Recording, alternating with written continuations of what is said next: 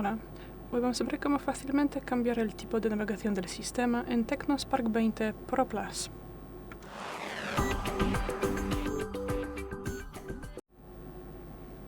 Bueno, pues para esto pasamos a los ajustes, luego tendremos que bajar y abriremos la última pestaña que será Sistema.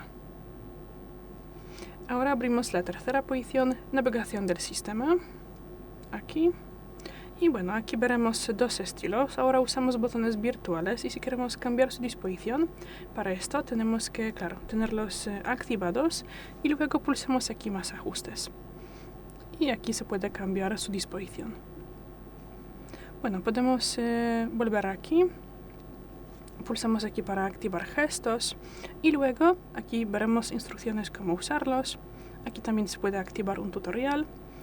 Y aquí tenemos más ajustes, podemos subir o bajar la sensibilidad de los gestos atrás y ya es todo. Gracias por el vídeo, danos un like y suscríbenos. Hasta luego.